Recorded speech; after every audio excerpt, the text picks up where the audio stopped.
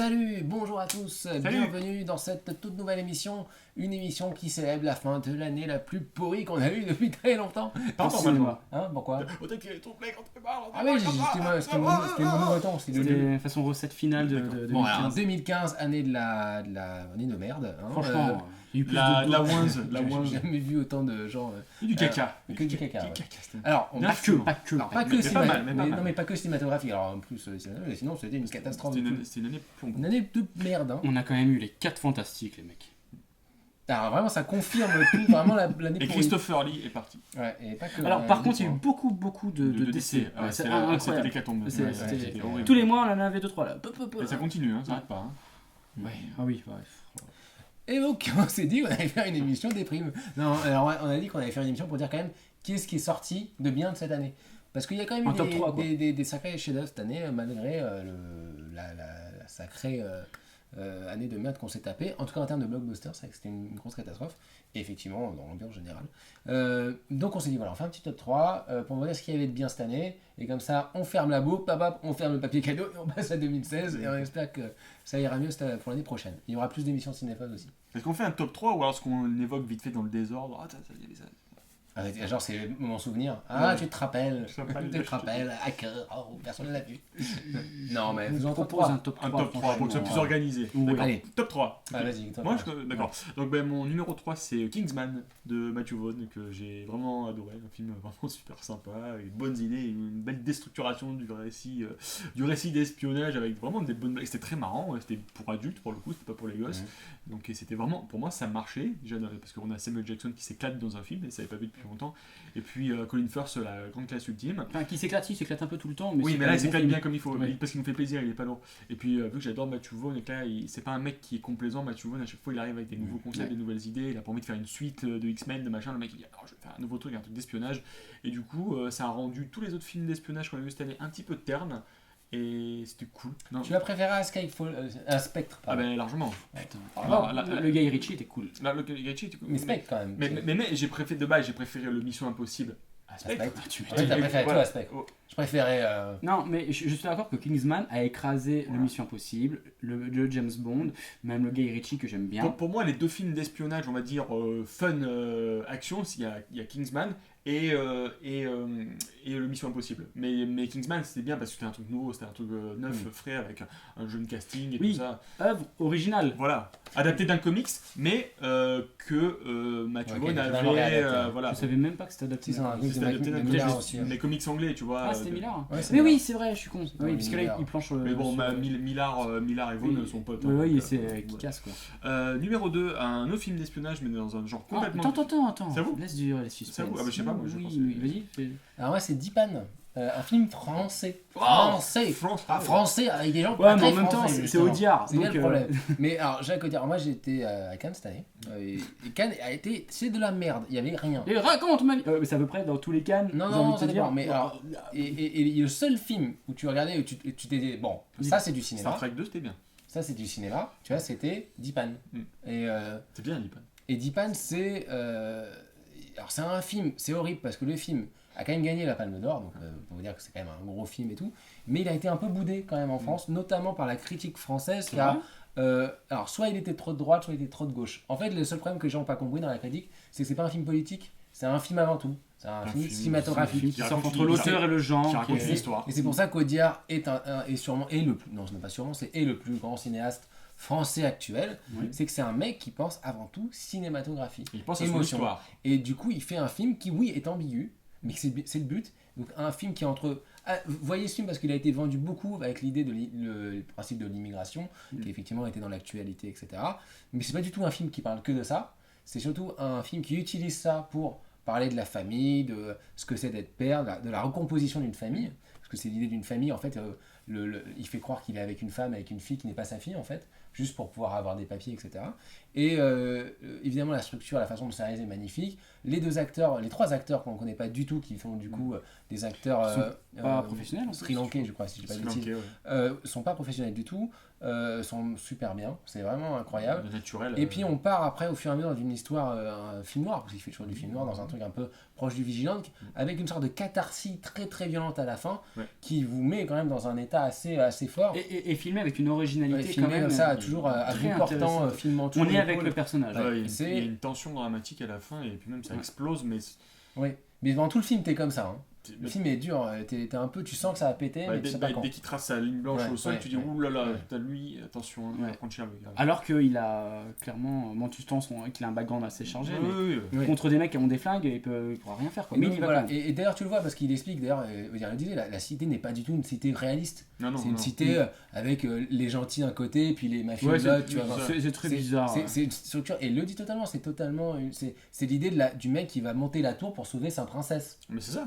Et donc vraiment, on est dans une optique quasi conte, jeu vidéo, enfin bref. Le fait c'est que des intéressant. critiques aient dit qu'il soit trop de gauche ou trop de droite, franchement, ça me casse les couilles. Non, C'est vraiment c'est- ce qu'on a tout le temps. Mais c'est le En France, problème quoi, de- tu C'est vois, ça, c'est la France. C'est la réintellectualiser France. les choses et ça Moi, ce que je trouve Mais intéressant, c'est comment est-ce que tu arrives à tomber amoureux d'une personne en te Ouais. conditionnant presque, en te disant ouais, en fait, j'aime cette personne à force d'être avec elle, à Ouais. force de machin, alors qu'il n'y a pas d'atome crochet au début. Tu dis, ouais, cette personne-là, je veux que ça soit ma fille, cette personne-là. Bien je- sûr. C'est intéressant, ça. En tout cas, tous les films d'Audiard sont magnifiques. Doriados, c'était déjà un très grand film et tout. Allez voir ce film. Ne vous faites pas avoir parce que c'est la Palme d'Or et tout. C'est un très très grand film. Non, ça l'a C'est mérité le meilleur aussi. film français de Génial. l'année. Excellent film. Et c'est Audiard et le mec qui nous sauve un peu de la misère cinématographique. De la dèche. Ouais, c'est triste hein, qu'on dise ça. Hein. Ouais, Une c'est émission la sur le sécheresse. cinéma et C'est on la dit ça de sécheresse. notre propre pays, qui est très riche en cinéma normalement. Même s'il y a Alan qui fait. Mais écoute, moi ça va être Birdman. Birdman, parce que techniquement, c'est pas parfait. C'est parfait, je veux dire, pardon. Voilà. Ouais, quand même. J'ai bégayé. Au niveau des acteurs, c'est le meilleur film en termes d'acteurs que j'ai vu. C'est incroyable. Ce film est incroyable. Et voilà, ça m'a vraiment beaucoup touché. Et c'est un film, et même le deuxième le C'est un travail, film. c'est un film qui est très très proche des acteurs. Mhm. Tu vois, Michael Keaton, Magnifique. qui revient sur lui-même en plus. Hein, Superbe. voilà. En plus, comme on adore Batman 2, etc. Bon, et puis qu'ils disent que c'est de 92. Pour nous, il y a une résonance. Il y a une connexion à notre génération qui est très forte. Et j'aime bien quand on est aussi proche des acteurs, quand on les suit vraiment et qu'il y a un vrai parti pris dans la mise en scène qui fait tout le film. D'accord, comme cette idée de plan séquence total, qui n'est pas, bien entendu, mais j'aime vraiment ça et pour moi, c'est vraiment une petite touche extrêmement originale dans le paysage audiovisuel mondial. Vraiment, ce film m'a bluffé. Ok. Eh ben, on va continuer. Je suis plus court que toi quand même. Hein. Oui, dis mais pas le mec avec sa petite ligne Moi, blanche. c'est la ligne blanche, c'était lui qu'on a parlé déjà.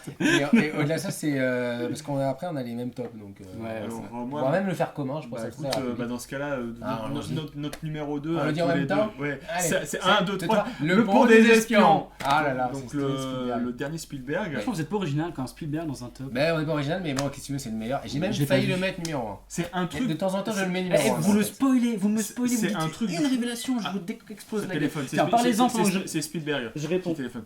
Il y avait. Attends, il va répondre. Oui, maman. C'est le pont des espions. Non, c'est un vendeur de fer. Ah, d'accord. Ah bon, moi ça va. Ça va. Pas de problème. Donc, le monde des espions, vas-y. Ça fait pas du bien juste de voir une belle histoire, bien filmée, un truc qui te fascine de la première à la dernière image et que tu ne lâches jamais. Pour moi, c'est un classique ce film déjà. Ah oui, C'est oui. un classique, c'est-à-dire comme un truc à la Capra que tu vas revoir dans 50 ans. Une putain d'histoire.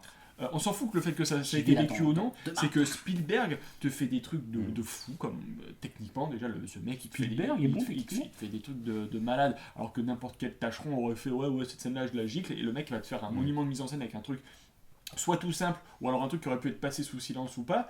Je pense à la scène aérienne, par exemple. Mais c'est vrai que tu es en plus avec Tom Hanks. Bon, ben voilà, c'est Tom Hanks, mais ce mec-là, tu le suis.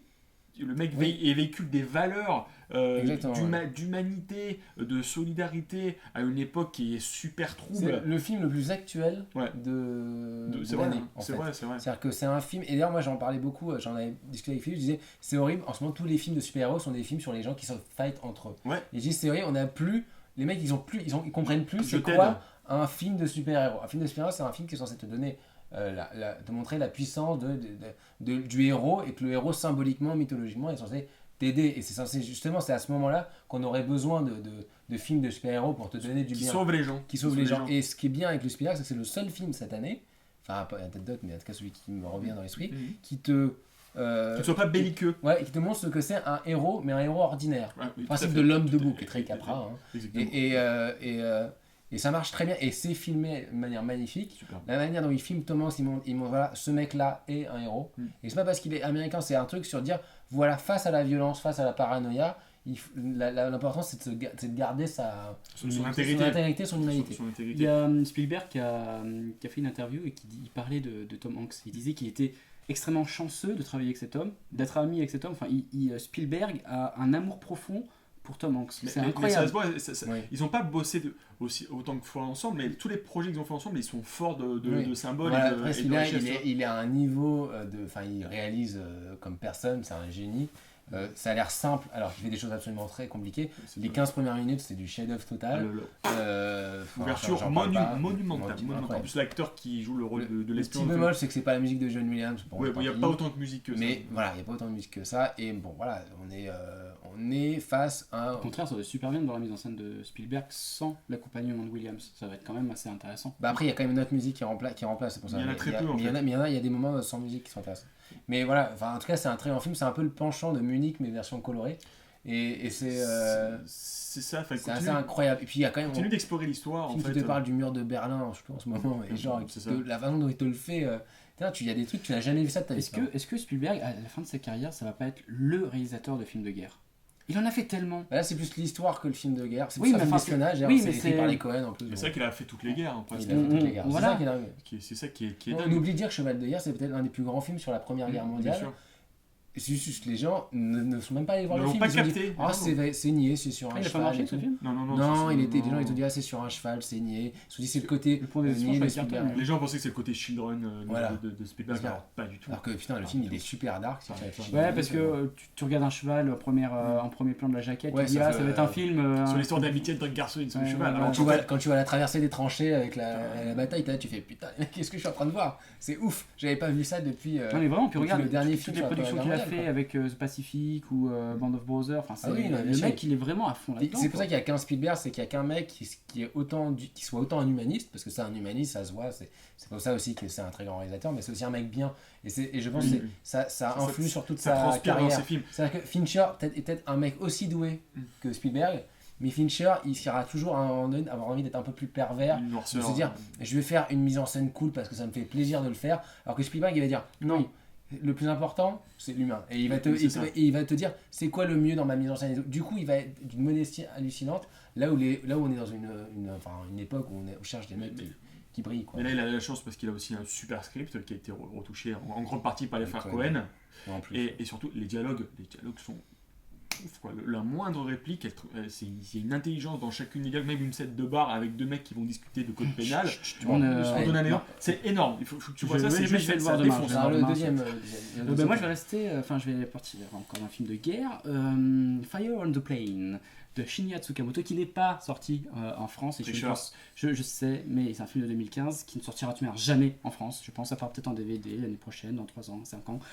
Shinya Tsukamoto, c'est un grand réalisateur des années 90 japonais qui avait fait Tetsuo, Nightmare Detective pour ceux qui connaissent son plus mainstream, et c'est un film où on suit on suit un soldat japonais, mais vraiment limite à la première personne. On est tout le temps avec lui. Un soldat japonais vraiment dépressif, qui est malade et qui... Seconde Guerre mondiale. Oui, qui vraiment a pas de chance, qui se fait jarter par sa troupe. À l'hosto, on lui dit non, dégage, t'es pas assez malade pour être soigné. Et voilà, il passe de troupe en troupe comme ça. Et c'est un film qui est tout le temps sur l'économie de moyens, qui est toujours chez Tsukamoto, je l'ai vu avec Fabien, donc pour vous le dire, que c'est un film qui vous donne beaucoup, avec très très peu d'argent, parce qu'il y a énormément de style dans son film. Et c'est pas un style qui fait genre, film de genre, bling bling, bla. Non, pas du tout, au contraire. Moi, ça fait très longtemps que j'ai pas vu un film comme pour Birdman, un film où je suis vraiment le héros. C'est une immersion totale dans le merdier, quoi. C'est ça. Mais vraiment, on quitte pas le mec, et surtout il y a une espèce de promiscuité, même plus de proximité, mais promiscuité qui est établie avec le filmage. C'est une caméra même pas professionnelle mais semi-pro pour pour vraiment vous projeter là-dedans. Les images sont sublimes. Et ce film, c'est un trauma visuel. Enfin, il y a des choses, des séquences de boucherie assez énormes, mais c'est la boucherie parce que ça montre la connerie de la guerre, et surtout l'idée de l'ennemi invisible. On voit jamais les soldats américains, un truc comme ça. C'est-à-dire que c'est des mecs, ils sont dans la jungle philippine, ils sont en train de flipper, c'est des troufions comme tout le monde, et à tout moment, ils risquent de se faire buter, quoi. Vous avez une scène de massacre qui est la scène qui flirte entre le viscéral pur à l'image et la suggestion, qui est peut-être le meilleur plan séquence, même voire scène, allez, la meilleure scène de l'année que j'ai vue. La scène est juste démentielle, la lumière est belle, la tripaille est belle, et l'idée de la séquence où ils se font attaquer par un ennemi invisible justement est dingue, est vraiment dingue. C'est un grand film, mais surtout c'est un super film de guerre et c'est un survival énorme ce film. Et puis toujours l'acteur principal c'est Shinya Tsukamoto qui apparemment sera l'acteur principal du prochain Scorsese, et ça c'est dingue. Voilà, Shinya Tsukamoto qui est pour moi l'un des plus grands réalisateurs de notre temps. Clairement. Voilà.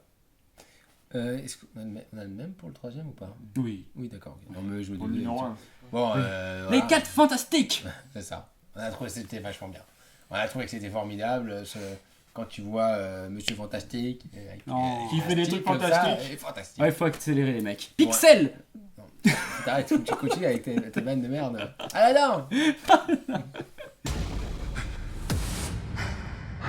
In this wasteland, I am the one who runs from both the living and the dead. A man reduced to a single instinct. Tom Hardy. Oui, c'est avec Tom Hardy. Non, un petit indice. Happy Feet 3. Non, mais là, on a parlé de on a dit Mad Max. Je sais pas, on a fait les méchants sur Mad Max. Ah oui, on a fait. On a fait notre débat sur le Monomythe. Monomythe là, Ouais. notre. Pas besoin. Alors revoyez Cinéphos Mad Max Fury Road. Oui, en tout cas, c'est Mad Max. Mad Max, Fury C'est Road, évident, voilà, c'est évident. Même après Star Wars et tout, c'est évident. La qu'est-ce musique, que tu peux. le scénario, l'image, les personnages. C'est même trop évident maintenant, mais bon, en même temps, ouais. le constat est là, quoi. Mais bon, moi j'ai vu le film 4 fois. Moi aussi, 3 fois. C'est un game changer. Voilà, c'est le film où tu ne peux pas conceptualiser un film d'action normalement après avoir vu ce film. Non, Je mais te dis, ce film-là ne peut que soit il a fait avancer les choses, soit c'est un ovni. Oui. Dans ce cas-là, on est dans la merde. Parce Ouais, que grave. c'est-à-dire que le film est je nommé pense qu'il va faire au avancer les Golden choses. Globes là déjà. Ah bah, c'est oui, très, mais très c'est bien. normal. Meilleur Alors, film, meilleur réalisateur. Surtout, je ne veux pas entendre que le scénario est très simple. Non, mais C'est ça, faux. c'est du bullshit. L'histoire est simple. Le scénario, au contraire, il fourmille de plein de personnages, de plein de gestuels, de lieux, et on peut pas dire que le scénario est simple. La rigueur, l'histoire, l'aller-retour, Et là, c'est un film qui est sans clin d'œil avec ce qui s'est passé. Et c'est une réactivation de franchise. Et c'est une réactivation de Ah, franchise, encore, mais là, c'est sur le coup, ça n'a rien à voir. Enfin, on peut suivre l'histoire, voir Mad Max 4 sans avoir rien d'autre de Mad Max. De toute façon, c'est le cas avec chaque fois La avec les portée, films. la portée mythologique, Voilà. elle est énorme. Elle est énorme. excellente. C'est- Elle est énorme. Il y a Enfin, aucune référence un à méchant avant. qui est là, quoi, Ah oui. qui donne corps. Mortal Ce méchant, et puis le film aussi de Tswark, tu sais quel méchant ultra C'est C'est la charismatique. bataille de la brigade du titre. Non, non, la bataille... La bataille de la montagne du de Tigre. la montagne du Tigre, on va y arriver. Mais il y a On a une chroniqué brigade donc du Tigre aussi, dans un Badasia, allez-y. Voilà, Immortan Joe, c'est un méchant. On y croit, j'ai envie d'acheter le jouet. Ah parce ouais, qu'il me ouais. fait peur. Et on n'a pas besoin de t'expliquer d'où il vient, qu'est-ce qu'il Non. fait, parce que tout est posé dès le début. Oui. Ce qu'on ne te montre Ça pas, se voit. Ouais. t'explique tout en fait. Oui. Bon, tiens, là, on en reparle et j'ai envie de le revoir. Moi aussi, Ah oui, non, mais grave. Moi aussi, mais si. Moi, depuis Star Wars, j'avais envie de le revoir parce que je me disais quand même pas que c'était pas longtemps. Ah, T'as bien, Puis j'ai envie de le revoir. franchement, les séquences d'action, on n'a jamais vu ça.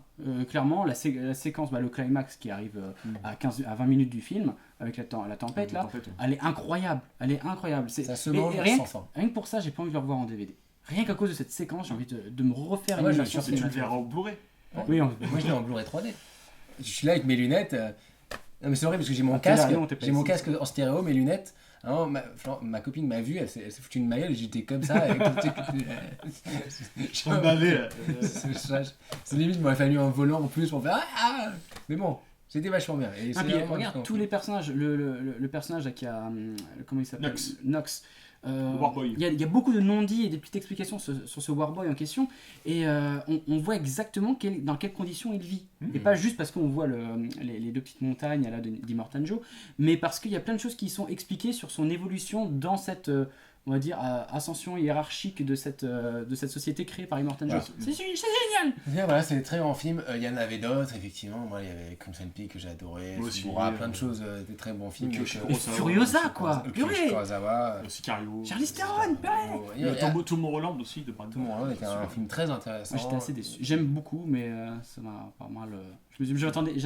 Je m'attendais à beaucoup plus. Le Tsuyark aussi, donc Ouais, qui était fait. Mais Sicario, ouais. Seafog aussi qui était bien. Sifok était super bien. Non, il y a eu plein de... C'était une très bonne année en fait en termes de bons films, il fallait juste les chercher, à part Mad Max. C'est pas que ça a été une mauvaise année foncièrement, il y a eu beaucoup de bons films, mais il y a eu tellement. On a été écrasé par grosse des déception. gros blockbusters en fait. Oui, C'est et ça. c'est les gros blockbusters qui ont été assez, Démesuré en termes de réception. Jurassic World, wow. assez mauvais, quoi. Oui. Ouais. Ouais. Fast 7 et Jurassic World. Une année où le plus grand film, Je dis les pas deux si plus bien. grands films sont Furious 6 et Jurassic Le World. 7. 7, Vice versa 6, aussi, voilà. c'est un Pixar et Même puis chose. musique. C'est vrai que c'est un vice peu versa. c'est un peu fou parce qu'en fait on a l'impression que c'est une année horrible en fait. Non, il y a plein de grands films qui sont sortis, mais voilà, il faut aller Non, choisissez c'est votre juste que camp. c'est vampirisé par Ouais. ces C'est ça par les grosses blockbusters. machines. Ouais. Ex Machina, Bon. justement, c'est bien aussi. Ah oui, il Dites-nous, faudrait que je vois ça. c'est quoi votre top 3, même des films que vous avez aimés, dont vous avez qu'on parle, dont on n'a pas parlé. Et c'est en commentaire, on peut même faire plus que 3. Hein, Voilà, il n'y a pas de souci. Même 15. On vous souhaite une bonne année, un joyeux Noël, et donc et on se retrouve. J'y ai cru, mec. euh, Je voulais aller ouais, dans tes t'as bras cru le et, Père Noël. Tes genoux. Ouais, c'est ça. et faire ma liste de cadeaux. Ah, mais peut-être que je suis le Père Noël. Et je voudrais bien le boîtier Steelbook Le Romain Noël. de Mad Max. C'est vrai. Juste parce que D'accord, l'objet, parce il est- que- Tu prends- je suis le Père Noël. tu prendras le sien. Bah, tu prends tes notes, tu vas dans la liste et tu vas sur la file d'attente parce que j'ai du monde. Hein. Putain. Je suis quoi, j'ai un paquet de gens à attendre. Allez, Bon, si je te donne un petit pot de vin, là, peut-être. le prix du Blu-ray, justement, Du tu me Blu-ray, le ramènes. Par exemple, ça va marcher. Ah, c'est pas une association. Alors, on y va. Allez, à bientôt. Salut Ciao. à tous les amis.